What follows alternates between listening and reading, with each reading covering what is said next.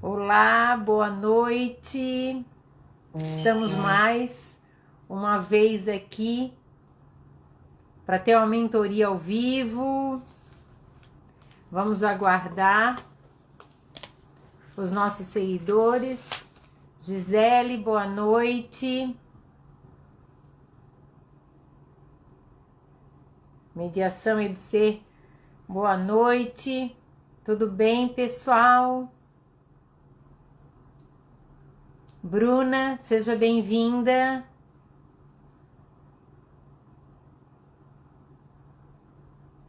Que bom, pessoal. Hoje eu estou muito feliz que nós alcançamos 5.000 seguidoras. Bom, né? Olha, eu estou muito contente. Hoje nós temos mais uma mentoria maravilhosa, certo? Nessas mentorias, não sei se vocês já viram, temos casos reais que as minhas seguidoras me falam. Eu então analiso esses casos e dou algumas dicas de como trabalhar com as crianças. Helena, da Silvia Helena, um beijo grande. Saudades de você, Estela. Gratidão. Boa noite a todos. Por que eu faço uma mentoria ao vivo? Porque eu podia fazer uma mentoria sem ser ao vivo, né? Mas eu faço ao vivo porque quando outras pessoas assistem a minha mentoria, elas podem também sanar as suas dificuldades. Então, com uma mentoria, eu acabo ajudando várias outras pessoas. E isso é muito bom. Eu vou chamar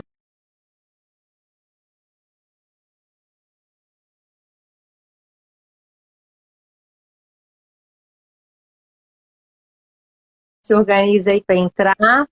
Oi, Gi, tudo bem? Oi, professora, tudo bem? Já vamos conversar daqui a pouco. Primeiro eu passo os meus recadinhos, né? Sim. Então tá, vamos lá. Eu estava comentando das minhas 5.000 seguidoras, gostei, já passou de 5.000, agora são 5.011, 12, sei lá. Ah, Tá aí, tá crescendo, né? E eu gosto muito porque eu vejo que tá tendo um alcance maior. Isso é bom, esse é o meu objetivo, né? sim. E aí eu quero aproveitar e agradecer a todas as minhas seguidoras, a gratidão por acompanhar, por fazer comentários, por reagir lá, né, nos stories. Ah, deixa eu me ajeitar aqui,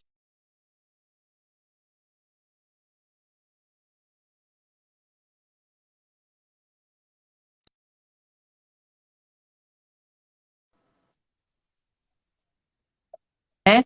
Sim. Ai, é isso. Então, na verdade, esses 5.000 é 5.000 seguidores, mas é uma corrente. Eu vejo como uma corrente, né? A cada elinho que cresce, a gente toma mais força. Porque a pessoa que me segue, ela se encontrou nesse propósito de encontrar um meio de acelerar o processo de aprendizagem da criança com deficiência intelectual. Então, se ela acredita nisso, é por isso que ela está me seguindo. Não tem outro propósito, né? Talvez seja aquela esperança que a gente tem de, sabe? A Alicia Fernandes, hoje de manhã eu comentei contigo, né? Da Alicia Fernandes. Ela tem um livro chamado Inteligência Aprisionada. As nossas crianças com deficiência intelectual, elas têm o potencial para ser desenvolvido, mas não é desenvolvido. Ou seja, a inteligência delas fica aprisionada. E eu quero libertar isso, né? É uma forma de libertação, quando eu arrumo uma forma de acelerar essa aprendizagem. Então, agora eu tenho o desafio, né? Eu não achei que eu ia chegar a 500 seguidores. Eu não achei, né? Nas primeiras semanas eu tinha 4 pessoas que eram da família me seguindo. E depois foi indo, né? Eu tenho há poucos meses, pouco mais de 6 meses. E agora que eu cheguei a 5.000, a minha meta é 10.000. Então, se você tem uma amiga aí que conhece, que acredita que essas crianças são capazes, é com ela que tem que compartilhar a minha página. É com ela que você vai compartilhar as lives, né? Porque isso vai fazer toda a diferença. Então, realmente, gratidão, porque hoje até ali no meu story eu estava no chão da minha casa, os meus gatos vieram tudo para cima de mim. Porque eu fico no chão, né? Trabalhando, pesquisando, pensando, que eu quero deixar o melhor para vocês nessas lives ou no YouTube, né? Nos vídeos. Então, eu acredito que juntas somos mais fortes. Nós estamos defendendo uma bandeira muito bela. Então, quem ainda não me conhece, já chegou aqui com o bonde andando, né? Eu sou a professora Isabel do EduSer e estou radiante, feliz com o número de seguidoras. Hoje, adorei, assim. A nossa base teórica toda do EduSer, as dicas que eu dou, as estratégias que eu ensino, o que eu falo sobre mediação, tem como base a neurociência e a modificabilidade cognitiva estrutural, que é como é que o cérebro se estrutura e como é que ele se modifica. Então,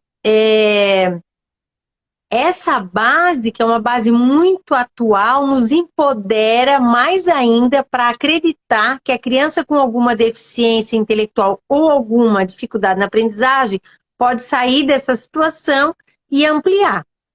E a Gisele, então, que é minha seguidora fiel, né, Gisele? A Gisele tá de noite pensando nas coisas que eu coloco. De noite. Definitivamente dia e noite estudando. Eu acho que eu já assisti todos os vídeos do YouTube, todas as mentorias que tem aqui no Instagram. Eu realmente acompanho porque o conteúdo é muito bom. Então, e hoje, então, a nossa mentoria com a Gisele, já que ela já está colocando a mediação em prática, ela já está colocando, ela já se desafiou, já começou a botar em prática, copiando algumas coisas que eu faço, inventando outras, não importa. O importante é assim, melhor feito do que perfeito. A perfeição vai vir aos poucos, né? Então, isso é importante. Então, a nossa mentoria hoje é sobre o mapa cognitivo, certo? E aí, eu queria que a Gisele se apresentasse para nós, contasse um pouco da história dela, por que ela resolveu me seguir. É isso aí, vamos ver. Começa aí, Gisele. Boa noite, eu sou Gisele, eu tenho um filho de 7 anos, ele tem atraso de desenvolvimento global.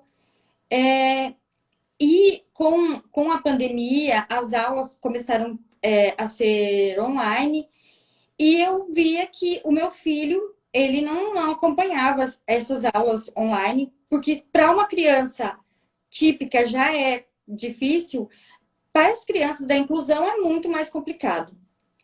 E fui estudar e, e encontrei o perfil da professora Isabel, comecei a assistir e realmente, assim, a professora Isabel é uma pessoa que eu tenho muita gratidão por ela existir, porque assim, ela me abriu muitas possibilidades e me fez acreditar realmente na capacidade do meu filho. Então, eu como mãe, né, eu acho que a gente às vezes acaba deixando muito o papel da educação na mão da professora, dos terapeutas, e, e eles também são sobrecarregados. Então, assim, é a hora de todo mundo pegar a sua parte de responsabilidade. As mães precisam aprender para conversar com a professora, né? Porque às vezes a professora, ela é difícil para ela também abordar a mãe e falar: olha, a senhora vai ter que começar a estudar isso. Então, agora, por desconhecimento, o meu filho não fica mais para trás, porque agora eu estou tinindo no conhecimento. E então eu acho que todas as mães de crianças com alguma dificuldade deveriam seguir a professora Isabel, as dicas, porque tá todo mundo aqui na live. A nossa rede de cuidados com o Oscar já tem percebido uma melhora de comportamento, de atenção, com coisas simples que eu faço. Porque eu não sou uma, né, não tenho preparo para fazer. Eu vou seguindo aqui de acordo com o que, nas minhas possibilidades, né? Então, realmente, eu sou muito grata à professora Isabel por passar tanto conteúdo bom para nós, mães, que a gente não sabe, muitas vezes, para onde correr. E então, professora, eu convidei um monte de os meus colegas da pedagogia, eu convidei os professores do Oscar. Então, eu gostaria que a professora explicasse como funciona o EduSer, qual a importância realmente da gente entender uma tarefa mediada, como isso pode desenvolver a nossa criança. Então, antes de eu mostrar a tarefa que você escolheu e me mandou, né? Eu quero falar, então, como é que é o EduSer. Eu falei ainda há pouco que a gente tem essa ideia, né? Surgiu a partir da neurociência, mas com a seguinte pergunta: como o cérebro funciona? Vocês que estão aí me vendo, acompanhando, entrando nessa live, pensa agora, como é que o meu cérebro funciona? Se você não sabe como ele funciona, você está usando algo, né, sem todos os recursos. É igual você comprar um celular que dá para fazer um monte de coisa, mas você desconhece esses aplicativos, essas coisas, esse mecanismo todo do celular, e só usa para fazer chamada e atender chamada e WhatsApp e Instagram. Entendeu? Mas tem muito mais coisa que o celular pode fazer. O nosso cérebro é a mesma coisa. Então a neurociência ela vem trazer para nós que o nosso cérebro, nós não usamos só 10% da nossa capacidade cognitiva. A gente usa o cérebro por inteiro. Uhum. Então, alguns mitos, eles foram retirados com essa entrada da neurociência, né? E aí, a gente tem que pensar assim, ó, qualquer estímulo, pode ser uma pergunta, pode ser uma imagem, pode ser uma tarefa, um olhar de uma pessoa com a outra, algo que você veja, um estímulo. Quando ele entra no nosso cérebro, há toda uma elaboração cognitiva para depois sair uma resposta. É assim que o cérebro funciona. Só que pode ser algum estímulo imediato, você vê algo,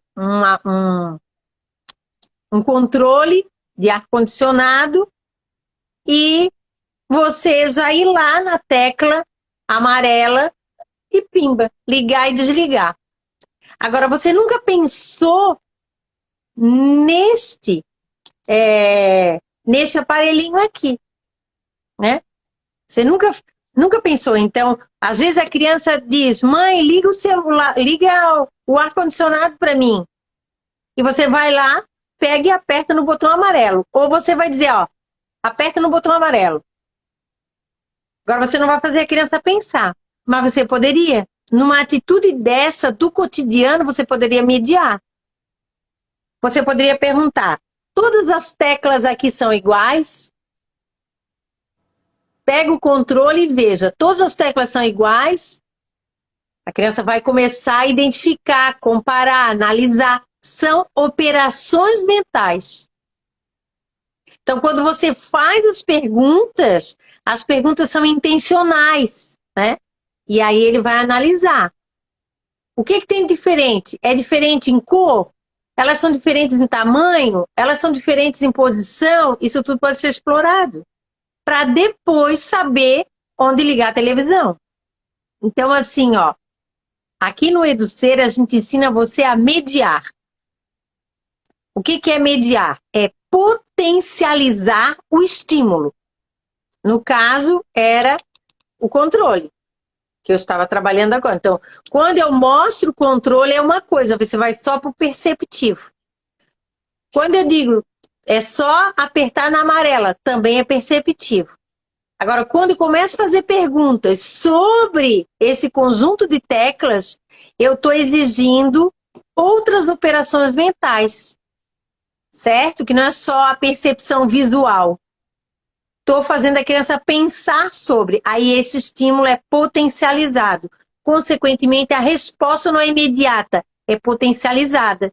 E o mais bonito da mediação, Gisele, é que quanto mais a criança tiver esse contato com a mediadora, ele vai começar a pensar sempre dessa forma antes de fazer alguma coisa. Aí tu vê, meu Deus, agora ele está mais concentrado, agora ele para me responder, agora parece que ele pensa para me responder. Não é que parece, pensa mesmo, entendeu? Então isso é maravilha. E para a gente fazer a mediação, a gente usa 19 operações mentais e 28 funções cognitivas. Isso é importante, você ter consciência do que você está fazendo, ou seja, você tem que ter consciência do potencial para ser desenvolvido do teu cérebro. Por exemplo, o potencial do teu celular. Você tem que descobrir o potencial do teu celular, senão vai ficar lá aprisionado. O nosso cérebro também fica lá aprisionado se a gente não sabe e não tem consciência desse potencial. Aí tem duas coisas importantes que eu quero falar antes de passar para você. Por mais que a criança tenha um comprometimento genético ou adquirido, certo? Por um acidente, um tumor, e lesionou uma área, comprometeu uma área do cérebro, mesmo assim, o cérebro ainda é capaz de se reestruturar, se reorganizar. E isso a gente chama de plasticidade cerebral. Você já deve ter visto algumas coisas, algumas histórias de pessoas que tiveram comprometimento e depois conseguiram superar. Por quê? Por causa da plasticidade cerebral, certo? Por exemplo, eu acho que é Herbert Viana, do Paralamas do Sucesso, ele inclusive perdeu massa cefálica. E hoje ele canta e faz 1001 coisa, entendeu? Agora, essa capacidade do nosso cérebro que está lá aprisionada, ela só vai se organizar se você gerar a necessidade, ou seja, fazer as perguntas certas para a criança pensar. Senão vai ficar adormecida, vai ficar aprisionada. Isso faz sentido para você, Gisele? Faz, porque quando eu fazia uma brincadeira, aí tem que pegar o vermelho. Na hora, assim, eu já... Ah, aquele ali é o vermelho. Acaba que você brinca 30 minutos e, na verdade, não mexeu com nada, né? Você pega o vermelho, aquele ali é o vermelho, agora a gente vai fazer isso aqui. Não mexe com nada, não instiga, né, o pensamento. E agora eu já com as mediações, já consigo... me dá o vermelho. Aí ele me entrega o azul. Aí eu falo, por que você acha que esse é o vermelho? Que cor é a sua bicicleta? E vai indo, que são coisas que, apesar de ele ter a apraxia da fala e não conseguir me responder verbalmente, o entendimento dele é preservado. Então, ele responde com a língua de sinais, libras, sinais que ele próprio inventa. Mas, sim, numa brincadeira eu consigo que ele pense. Onde você frutas, no mercado tem. E também tem essa questão da transcendência, né, professora? Aham. Que tá vendo aqui a banana? Você come lá quando você vai na casa da Beth, que a Beth cuida dele. Daí ele faz que sim, que lá ele come a banana. E no mercado Então, vai mexendo, isso... coisa mexe, né? Não, meu Deus, olha só que maravilha. Quando você faz uma simples pergunta, você come, ele olhou a banana, se você está explorando ali cor, forma, textura, cheiro, sabe, da banana, e você pergunta, você come banana na casa da Beth? Isso é o que o cérebro mais gosta de fazer, juntar as memórias, entendeu? Que a gente chama de transcendência. Ele pega aquela situação vivida ali e lembra de uma que aconteceu. Isso mexe com a memória. E é aquela memória de longo prazo. Ela fica firme, ela fica consolidada. Entendeu? É como se dentro do cérebro as sinapses estavam bem quietinhas. Como a Marina coloca, né? Aprendemos a irritar as sinapses. É bem isso. Ela estava ali. O que é isso? Banana. Ok, deu a resposta imediata. Agora, quando você pergunta se ele come a banana na casa da babá ou da professora, o que acontece? Ele tem que buscar uma vivência que estava armazenada lá e adormecida Uhum. e fazer ligação com aquilo que ele está aprendendo. E quanto mais transcendência ele fizer, mais ele aprende e mais ele vai construir significado. Nossa, que maravilha. Então, Isso, gente, não sou eu que estou falando. As sinapses, elas fazem. Agora acabei de escutar um vídeo, né? Era em inglês lá. E o cara estava exatamente falando isso, né? Que as sinapses, elas são extremamente importantes, mas elas devem ser estimuladas. E a estimulação dessas sinapses vem decorrente a um estímulo potencializado, mediação. Mediar, fazer pergunta. Quanto mais mediar, mais o neurônio vai liberar neurotransmissores, certo? sim. E aí as sinapses vão se potencializar. Nós vivemos numa rede aqui de irritar a sinapse. Outro dia, a Beth, ela precisava ir no mercado e ia com ele. Falou, Oscar, eu preciso comprar macarrão. Mas eu me esqueço, então quando a gente chegar lá, depois você me lembra. Aí passaram, foram em alguns outros lugares. Quando chegaram no mercado, o Oscar lembrou que a Beth tinha falado para ele que precisava comprar o macarrão. Então, são coisinhas muito simples que vai melhorando, né? É impressionante.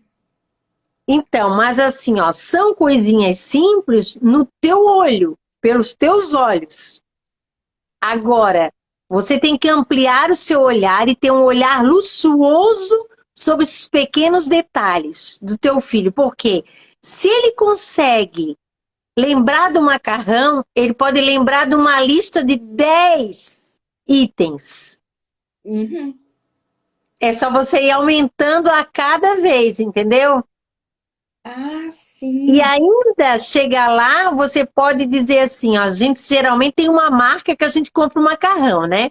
Para mim, macarrão é tudo igual, mas a gente pega uma marca que a gente acha que é mais gostoso. Mais gostoso é o molho. Aí você vai lá na frente tudo aqueles macarrão e você vai dizer, qual macarrão que a gente come em casa? Você lembra? Transcendência, entendeu? Sim. Não é qualquer macarrão, tem que ser aquele que a gente come em casa. Essa mediação é uma maravilha, porque eu falo coisas simples porque é a nossa atividade diária que a gente pode estimular a criança, porque muitas vezes tem a ideia de que hoje é segunda e o estímulo da criança vai ser lá na terapeuta ocupacional. Mas toda a atividade que você pode desenvolver com a criança no carro indo, olha aquela loja. Nós, né, são coisas que você, no trajeto, você vai fazendo essa criança pensar de alguma forma, né? Isso que é maravilhoso. Quando eu digo assim, ó, que para eu me tornar uma mediadora, eu tive que vivenciar todas aquelas etapas, entendeu? Todos aqueles itens que são necessários. Eu entendi o que é uma identificação, o que é uma comparação. Ah, comparar é comparar. Não, a gente pode comparar semelhanças, diferenças, o que é comum, o que é igual. E tudo isso é um tipo de comparação diferente.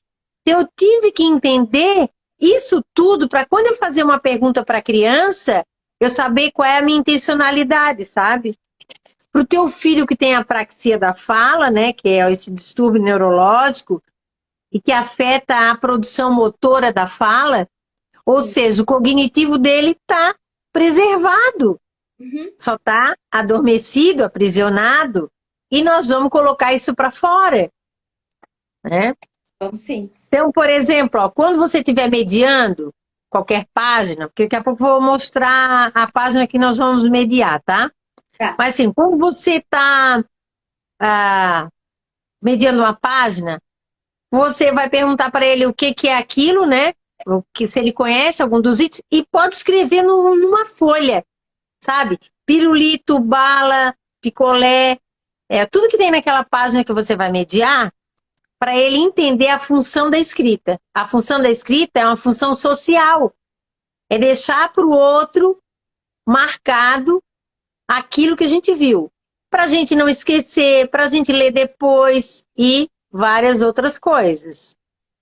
Eu uso bastante aquela atividade que a professora ensinou da lista do mercado. Eu divido o quadro branco, aqui a minha lista e aqui a lista dele. Então, ali eu coloco na minha pão. Aí ele desenha, porque ele ainda tá naquela garratucha, né? Então, ele quer comprar bala, daí desenha um redondo para bala. Aí eu escrevo, vou comprar batatinha. Aí ele desenha outra coisa, que ele quer comprar chocolate, que é assim, né? Em libras que ele faz. Então. Mas é isso. Então, assim, enumere sempre as palavras novas para a criança poder ver que o vocabulário dela está aumentando. Nomeie objetos. E use bastante a questão dos gestos, né? Já que ele não oraliza. Gestos, pode trazer imagens também para poder mediar. Porque tem algumas pessoas que dizem assim, meu filho não fala nada, como é que eu vou mediar? Pode mediar, sim. Você pode construir uma carta pictográfica, né? Uma carta, eu digo carta, mas é como se fosse uma cartolina pictográfica com várias imagens e ele dá a resposta a partir das imagens. Então, isso é possível. Eu usei muito carta pictográfica com os meus alunos com paralisia cerebral. Como eles não oralizavam, eles apontavam para aquilo que eu perguntava. Então, isso é importante. Agora vou botar aqui a imagem. Eles vão botar aqui a imagem que você me deu para eu explicar como é que eu pensei em fazer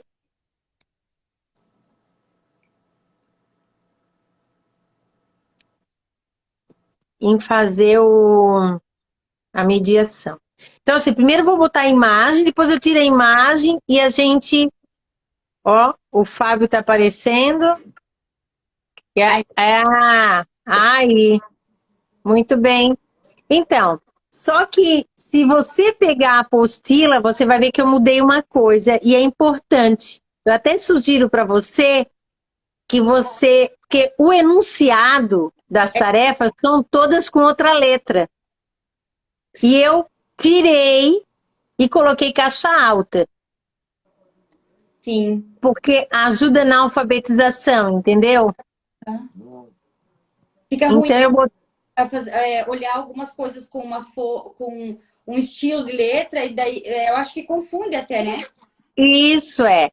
Então seria realmente com caixa alta, né? Seria uma forma... Tá legal, Fábio, pode deixar assim. Tá todo mundo conseguindo ver. Então, essa página é uma página da apostila de matemática que trabalha o número 1. E diz assim, ligue ao número 1 apenas os doces que parecem uma vez. Certo? Então tem vários docinhos, aí tem 2 pirulitos, tem uma bala grande, tem 3 balinhas menores, tem um pirulito, 2, acho que é doce de coração, né? E outra balinha ali, ou um doce, ou um bolinho. Então não dá para ver muito, muito bem, mas se esses tipos de doces forem familiares ao teu filho, ficava melhor ainda. Né? Às vezes a gente não dá muito doce. Por exemplo, ele já chupou um pirulito de coração? Estou perguntando para você. Já. Então, isso é familiar. Beleza. Lembra que eu falo assim, ó.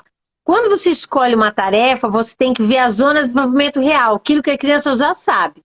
Beleza. Então ele já sabe que existem pirulitos de coração.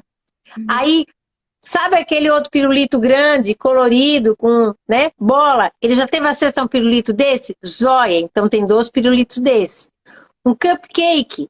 de chocolate com confete em cima. Ele já viu isso? Já comeu isso? Ótimo, legal, né? Ah, já comeu bolachinha de Natal de coração? Já, beleza. Entendeu? Então, essa tarefa é uma tarefa legal para ser trabalhada. Sim, porque até, por exemplo, o biscoito de Natal lembra os biscoitos que a vovó faz no Natal, né? Já trabalha a memória. Lógico, e essa é a ideia, né? Que você use a zona de desenvolvimento real para que essa criança, para quem não sabe, a zona de desenvolvimento real é aquilo que a criança sabe fazer sozinha, aquilo que ela sabe identificar sozinha. Então, quando você vai perguntar isso, ela vai se achar competente. Uhum. E o sentimento de, olha, o sentimento de achar que é competente é muito mais poderoso do que realmente ser competente. Por isso que a gente tem que saber a zona de desenvolvimento real, aquilo que ela já sabe fazer sozinha. E lá no meio da tarefa, a gente coloca uma ou outra coisa que seja novidade. Pode ter novidade. Entendeu? Por exemplo, aquelas 3 balinhas ali. Eu já até chupei uma coisa dessas balinhas aí, mas nunca mais vi na minha vida. Entendeu? Então a gente podia discutir com ele o que ele acha que é aquilo ali, ó. Por exemplo, se aquilo não tivesse um significado, ele poderia dizer que é florzinha, mas o enunciado diz ali que são doces. Então, provavelmente não tem florzinha, né? Então, é isso que você vai mediar, essa página. Então, antes de mediar e fazer as perguntas, a gente tem que fazer um mapa cognitivo. O que é um mapa cognitivo? É um delineamento do ato mental. O que essa tarefa vai exigir do meu filho ou do meu aluno? O que vai exigir? Em termos de operação mental das 19 e das funções cognitivas. Certo? Ô, Fábio, eu acho que agora a gente já pode tirar essa imagem. Acho que já, a maioria já viu a imagem. Isso. Então, assim, ó. Quando o mapa cognitivo são 7 parâmetros que a gente diz. São 7 coisas. Quem é professor ou está estudando a pedagogia, sabe que tem que fazer o plano de aula, né? O plano de aula, a gente coloca conteúdo, escolhe as estratégias. O mapa cognitivo não é um mapa mental. Não é. Tem gente que acha que é um mapa mental, aquele de fazer quadradinhos, vai ligando. Não tem nada a ver. O mapa cognitivo é você, antes de levar a criança a fazer a tarefa, planejar e ver quais são as funções cognitivas que vão ser exigidas dessa criança. E com esse planejamento, você vai pensar quais perguntas você fará para ela, para irritar mais ainda as sinapses. Então, se ela me disser isso, eu vou falar aquilo. Se ela me disser aquilo, eu vou falar aquilo outro. Uhum. E se ela me disser uma outra coisa, e que eu não souber que pergunta eu vou fazer para ela, eu vou dizer, por que você pensa assim? Entendeu? Uhum. Porque é sempre perguntas. A gente tem que ficar sempre na pergunta. Quando a gente fica na pergunta, a sinapse está sempre trabalhando. E se a gente já tem uma resposta imediata, elas vão se calar, elas vão ficar em stand-by, quietinhas ali, esperando que algo novo aconteça. Então, o primeiro parâmetro chama-se conteúdo. Então, essa tua página aí, certo? O que ela vai trabalhar? Ela vai trabalhar a quantidade.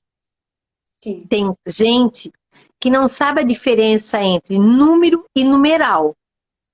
Ali está explícito esses 2 conceitos. O número é a quantidade. Sim. Agora, o numeral é a representação gráfica do número 1. a representação gráfica, Aham. que pode ser oral ou escrita. Entendeu? Essa representação, né? Sim. Então, a representação gráfica ou mesmo símbolo, para quem quer entender melhor o símbolo. Então, o número 1 tem um símbolo, né? Às vezes tem um risquinho embaixo, às vezes não tem, mas tem um símbolo. Agora, a quantidade que ele representa é o número. Tem criança que tem descalculia, às vezes sabe a quantidade, mas não sabe a representação. Ou sabe a representação e não sabe a quantidade. Agora, além disso, aquela tarefa é rica em vocabulário. Por exemplo, pirulito, bolinhos, balas, bolachas. Ó, lembra que numa live que você estava, que era com a Marina, eu falei sobre o processo de alfabetização. Sim. Mesmo numa tarefa de matemática, você pode botar essas palavras escritas no quadro que você tem. Bolinho, balas e bolachas. E trabalhar o som do B. B. Que é o B, né? Então, B com o da bo, o B com o A da ba e o B com o da bo. Por isso que é bolacha, bala e bolinhos. Mesmo ele não oralizando, é importante você mostrar a articulação para ele. Porque ele pode tentar oralizar, entendeu? Ele pode tentar oralizar aquelas palavras. Sim, ele tenta. E eu tô tendo que aprender o som das letras, né? Porque B não é B, é B, B, né? É isso mesmo. E É realmente, bom. para fazer, Fala. tem que estudar, para fazer uma atividade voltada, tem que estudar, você tem que aprender o nome da letra, né? E seguindo. É isso aí. Então, assim, ó, de uma atividade de matemática, você pode primeiro explorar todo aquele contexto, já colocar as palavrinhas no quadro e já trabalhar o som das letras. Isso já seria uma tarefa. A primeira, você tem que ter consciência do conteúdo que pode ser explorado. A Silvia está dizendo, isso é um método fônico. É um método fônico. Existem vários métodos. Eu prefiro o fônico, porque eu trabalho com a grafia, o nome da letra e o som da letra, o fonema, né? E a pista sinestésica. Então, quando a gente trabalha assim, é o método fônico mesmo. Então, você tem que ter consciência do conteúdo que pode ser explorado só naquela tarefa ali. Depois, você vai ver a modalidade dessa tarefa. Como é que ela é? Porque quando eu mostrei o celular para explorar esse, não é celular, esse aqui é o controle. Quando eu mostrei o controle, se esse for o meu estímulo para a criança, isso aqui é palpável, né? Agora, uma página daquela tua ali, a gente chama de figurativa. Ela tem figuras do real, né? Não é um pirulito de verdade, é uma imagem, uma representação desse pirulito, por isso que é figurativa. Mas também é verbal, porque tem o símbolo do número 1. Então, essa tarefa, ela tem duas coisas importantes. Ela é classificada na modalidade figurativa e verbal. Verbal são letras, a linguagem escrita, né? Uhum. Depois do conteúdo e da modalidade, você ter consciência do que você pode trabalhar, você vai para o ato mental propriamente dito. O ato mental é dividido em 3 fases. A entrada da informação, a elaboração da informação e a saída da informação. São 3. Na entrada da informação, você vai trabalhar os detalhes. Primeiro, você vai, por exemplo, fazer perguntas do tipo: olha, observe a imagem. E o que você vê? O que você vê? Aí ele vai dizer, é um pirulito. Como é que é esse pirulito? Que cor ele é? Qual é a forma? Ele é redondo, ele é quadrado, ele é em forma de coração. Como é que é esse pirulito? Então, explorar todos os detalhes daquele pirulito. E nesse detalhamento, quantos pirulitos tem desse aí? Tem um. Ok. Existe mais algum outro pirulito nessa folha? Tem. Como é que ele é? Vamos comparar com esse aqui de coração. Então, você vai fazer todo esse detalhamento. Quantos desse redondinho nós temos nessa página? 2. Ah, então de coração nós temos um. E redondo nós temos 2. Ótimo. Passa para outro. E bolinho. E assim você vai detalhadamente. Como é que é esse bolinho? O que ele tem em cima? O que tem em cima é colorido, é de uma cor só. O que é? Você vai explorar todos os detalhes. O que você está fazendo com isso nessa... A gente chama que é a entrada da informação. Você está trabalhando, e eu elenquei aqui para trabalhar, 4 funções cognitivas. A primeira é percepção clara e precisa. Porque quando você lê o enunciado, que você não leu ainda a tarefa para a criança, ela não sabe o que é para fazer. Você só está explorando tudo que tem na tarefa. Você quer que no final, quando você leia para ela o que é que ela tem que fazer, que ela tenha uma percepção clara e precisa. Por isso explorar. Por isso os detalhes. Outra, que ela aprenda a ter um comportamento exploratório. Antes de fazer qualquer coisa, ela vai explorar os detalhes. Aí quando você for no supermercado e mostrar 2 marcas de macarrão, e vamos dizer, ó, escolhe qual a mamãe geralmente leva. E ele vai dizer esse. Mas por que a mamãe só leva esse? E ela vai começar a explorar os detalhes, entendeu? E aí você gostaria de comer esse outro aqui? Que eu gostaria de experimentar? Então, o que você vai trabalhar nessa tarefa vai extrapolar para o teu cotidiano, para o teu dia a dia. Então, aos poucos, tu começasse agora, daqui a 1 ano, você vai ver que o seu filho é outro. E de tantas perguntas você falar para ele, ele vai desenvolver a fala dele muito mais rápido. Porque a fala organiza o pensamento. Isso quem diz é Vygotsky. Quando o mediador fala, organiza o pensamento da criança, mas vai chegar um momento que ela mesma vai sentir necessidade de falar para ela para organizar o seu pensamento. Especialmente quando ela estiver brincando sozinha.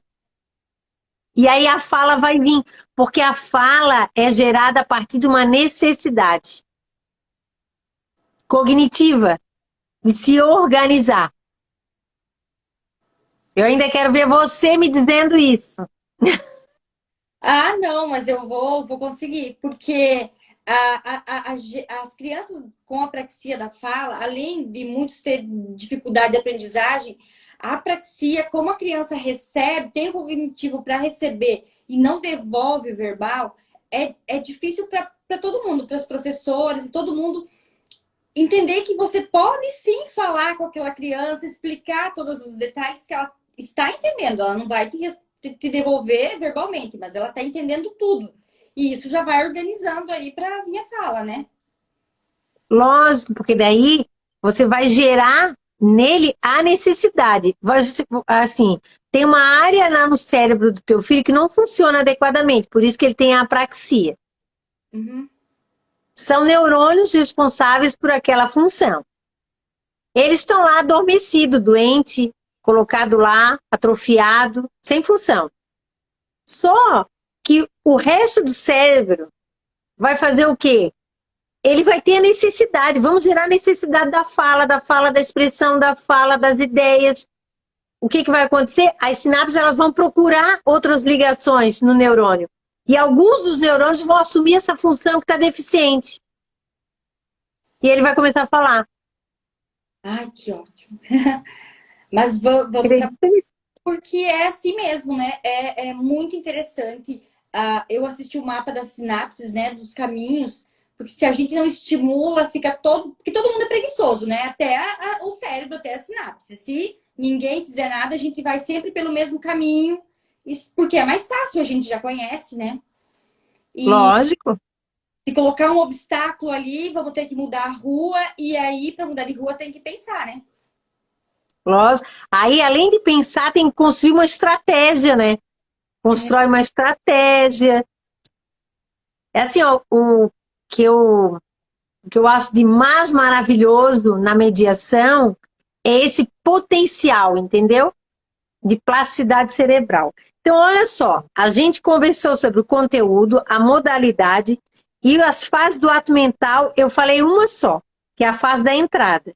Então, eu trabalho na fase da entrada, percepção clara e precisa, comportamento exploratório, uso do vocabulário, mesmo sendo escrito no quadro, e coleta de dados exatos.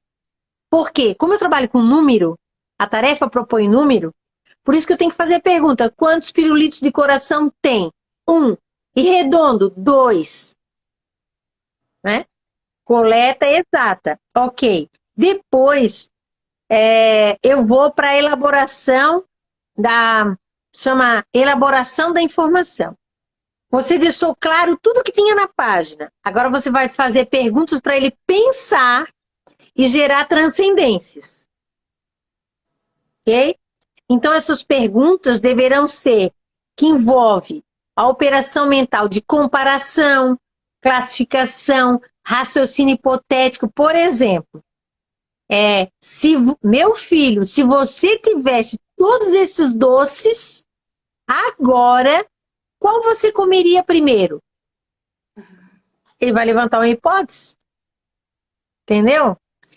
Levantando a hipótese, ele vai estar fazendo transcendência. Sim. Aonde é que você já viu tantos doces iguais a esse? Sim, aí ele vai lembrar e vai falar lá, quando ele vai na padaria. Nossa.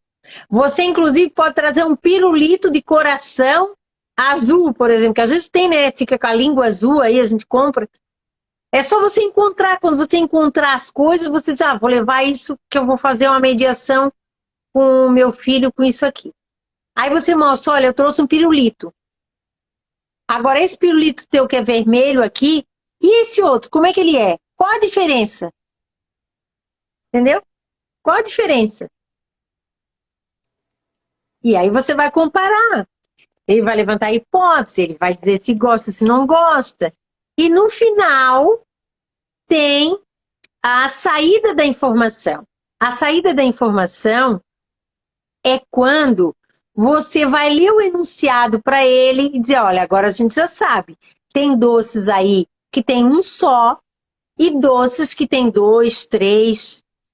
Agora, essa tarefa é para você fazer o seguinte: leia o enunciado. Você entendeu o que é para fazer? Pense bem no que a gente conversou. Você está, não deixando ele resolver essa tarefa por impulsividade. É para pensar. Só pode ligar o número 1 naqueles doces que só tem um. E aí ele vai fazer a tarefa. Aí sim é fazer a tarefa. O resto foi tudo mediado. E o que interessa para nós não é fazer a tarefa. Ok? É o que ele pensou para fazer a tarefa. Isso é a diferença. Aí, assim, ó, nós usamos nessa tarefa as operações mentais de identificação, quando ele reconheceu e nomeou, comparação, quando ele viu as semelhanças, diferenças, diferenciação, quando ele viu parte, todo, o que é relevante, o que não é relevante naqueles doces, a análise, quando ele examinou, né, a quantidade de um doce, a quantidade de outro, e o raciocínio hipotético. Então, vejam bem, são 7 parâmetros. O primeiro, conteúdo. O segundo, modalidade. O terceiro, as fases do ato mental, que são 3, certo? Elaboração, a entrada da informação, elaboração da informação e saída da informação. E as operações mentais. Então, são 4. Até agora que eu falei. Conteúdo, modalidade, fases do ato mental, que são 3, e as operações mentais. Acabando isso, tem mais 3 que o mediador deve fazer uma previsão. Só um pouquinho que eu vou tomar meu líquido de laranja, que eu nunca conto para ninguém. Eu quero ver quem adivinha. O nível de complexidade. O nível de complexidade daquela tarefa. Então, assim, ó, quanto mais familiar for a tarefa, menos complexa. E aí vai ser uma escolha do mediador. Uma tarefa muito complexa, ela pode causar na criança um desânimo em realizar a tarefa. Mas uma tarefa muito simples também pode causar desânimo. Então, nós temos que saber dosar essa complexidade, tá? E isso acontece com nós mesmos, né? Se a gente pega um trabalho muito difícil, é ruim. Se pega muito fácil, também não é motivador. Então, e essa tarefa, professora Isabel, sem mediar, por exemplo, em 20 minutos, eu teria que fazer 3 páginas da apostila para dar os 20 minutos. Aqui você liga com o número 1. Aí ia ter que passar para outra, né? Então, não é questão de em quanto tempo vamos terminar esse livro. A questão é como vamos explorar cada atividade, né? Tem pai que compra apostila, eu sempre digo, toda apostila é bem-vinda, certo? Toda apostila é bem-vinda, não critico, desde que os desenhos sejam mais familiares, nítidos, né? É uma bola, dá para ver que é a bola, é um pato, dá para ver que é um pato. Até eu conto, depois eu vou contar uma história, mas assim, a apostila, ela tem que ser bonita, atrativa para a criança se sentir atraída, né? Atraída. Então, não é essa quantidade. Tem pai que começa da página 1, 6 meses, ele diz assim, ó, já terminei 3 módulos. Mas assim, o quanto cada página foi mediada. Então, é a qualidade da mediação que importa, e não a quantidade de páginas feitas. Porque no nosso caso, as nossas crianças, elas têm uma dificuldade. Elas têm uma deficiência intelectual. Já nos disseram isso, já deram o laudo. Então não adianta a quantidade. Nós temos botar o cérebro dela a funcionar. Às vezes você pode usar uma tarefa só. Certo? E aí, bem mediada. Depois fazer mais 2, assim como você já faz antes. Se você quiser cumprir a tarefa, né? Porque às vezes você compra uma apostila que tem um prazo para ser feito. Mas pelo menos assim, 2 vezes ou 3 vezes por semana, mediar aquela página. Agora, uma outra coisa que a gente tem que atentar também, que é um outro parâmetro, que é o nível de abstração. O quanto essa criança vai conseguir sair do concreto. Certo? Então, assim, ó, quando você... Veja bem, uma coisa é você classificar objetos. Você pode pegar, tem um copo, não tem isso aqui. Então você pode classificar, isso é um copo, isso é um controle. Pronto, beleza. Os dois têm algo laranjado, tem algo em comum. Botão, né? Então estou classificando, estou comparando, beleza. Agora, quando eu falo para você assim, ó, agora eu quero que você compare sentimentos. É difícil? Isso é muito abstrato, né? É muito abstrato. Então, também o nível de abstração, você vai exigindo aos poucos. Você começa mais familiar, e aí você vai colocando coisinhas para abstrair. Porque a abstração, no caso da mediação, ela vem como consequência. Porque quando você pergunta, ô Gisele, quando eu estou falando essas coisas todas aqui para você, o que você está pensando? Isso é uma transcendência e é abstração. Você está abstraindo, né? Saindo daqui e pensando em coisas de como fazer amanhã com ele, como mediar amanhã com ele, como é que você vai fazer para fazer diferente. certo? Então, temos que ver também o nível de abstração. Aos poucos, a gente vai irritando esses sinapses. E nivelando, né? Mas não nivelar por baixo. Quando a gente diz nivelar, é um equilíbrio. Não é nivelar por baixo. O Forstein, ele diz o seguinte, tem uma frase, essa frase ela pode ter várias interpretações, mas o que ele queria dizer era outra coisa. Estou me avisando aqui do tempo. É assim, o Forstein diz assim, ó, não me aceite como eu sou. A criança quer dizer para nós o tempo todo, não aceite a minha deficiência. Acredite em mim, acredite que eu tenho um potencial. Então, quando a gente vai nivelar, a gente tem que nivelar a partir do que ela sabe, mas gerando outros níveis de potencialidade. Tá. E então nós temos, aí eu já falei 6, o conteúdo, a modalidade, o ato mental, a operação cognitiva, né? E o nível de abstração, o nível de complexidade. E o último é o nível de eficácia dessa tarefa. Ou seja, a eficácia, ela envolve rapidez, precisão e esforço ao mesmo tempo. Não adianta fazer rápido e fazer errado. Tem que fazer rápido, preciso e com pouco esforço.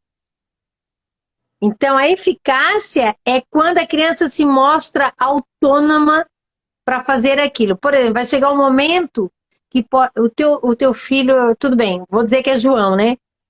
Você vai dizer assim, pô, eu estava num lugar, no aniversário, o João pegou um pirulito e trouxe para mim e me mostrou que aquele pirulito era o mesmo da apostila que a gente trabalhou, ok? Então, isso é o nível de eficácia. Rapidinho ele identificou e já fez a relação, já mostrou para ti que era o mesmo pirulito da apostila. Nossa, é maravilhoso mesmo. Então isso é maravilhoso. Então é isso, assim. Então, o mapa cognitivo, ele serve para isso. Eu tenho um vídeo que eu explico detalhadamente, não sei se você já viu, como faz o mapa cognitivo. Sim. E eu já fiz aqui alguns mapas cognitivos com as minhas colegas, né? Seguidoras aí. Porque isso é importante. Agora, a partir desse mapa cognitivo, Gisele, o que você vai fazer? Você vai montar a mediação. Se eu vou usar, por exemplo, comparação, identificação, eu tenho que fazer perguntas que eu vou levar o meu filho a identificar as coisas. Por exemplo, o que você acha que é isso? Que cor é essa? Que forma é essa? Então você vai instigando ele. Ah, vou usar comparar, então vou fazer perguntinhas para ele comparar. Comparar isso com aquilo. Qual a diferença entre o pirulito de coração e o pirulito redondo? O que eles têm de semelhante? O que eles têm de diferença? O que eles têm em comum? O comum é que eles têm o palito, né, para segurar. Sim. Diferenciação, os dois pirulitos, o que eles têm de diferente? Então, o mapa cognitivo, que é o meu rascunho, né, que eu identifiquei essas operações mentais, elas podem ser trabalhadas nessa tua tarefa. Então, a partir disso aqui, eu vou fazer perguntas para desenvolver as funções cognitivas de entrada, elaboração e saída. Nossa, é muito bom. Porque a cada dia eu vou, né, conseguindo mais informações para fazer as perguntas e mexer, né, com essas sinapses e fazer esse cérebro trabalhar. É essa a ideia, né? Uhum. Hoje eu vou dizer para você, desde 2000, antes eu já utilizava, né? Em 91, eu já era mediadora. Só não era mediadora formada pelo Forsten. Eu era mediadora formada por uma outra mediadora que foi foi formada pelo Force, que era uma brasileira que deu aula para mim. Sim. Então lá eu já mediava. Aí lá eu trabalhava só com paralisados cerebrais. Ou seja, não oralizava e eu mediava. Eu acreditava no potencial daquele sujeito. Então, o acreditar no potencial do sujeito é fundamental. Porque isso me motiva e motiva a criança.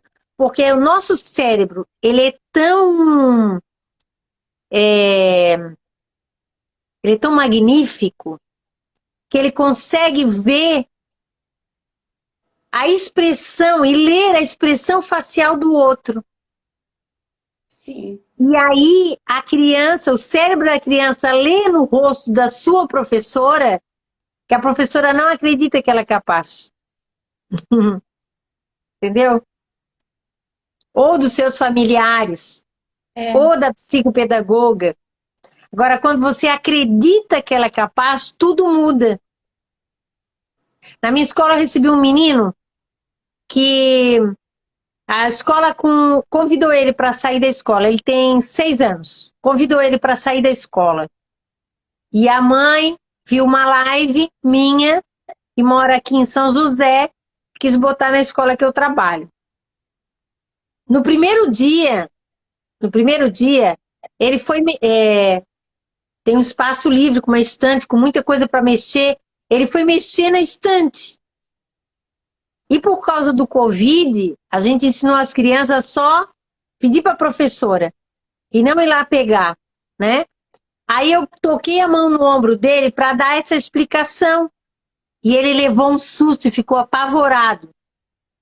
Então Ah, eu comentei com a coordenadora, né? Olha, eu acho que ele só sofreu muito na outra escola. E ó, a reação, a gente chegou a ver na filmagem a reação dele, né? De novo, para poder entender. E hoje, era um menino que todo dia na agenda tinha um bilhete. E ele já está desde fevereiro com a gente e nunca teve bilhete nenhum.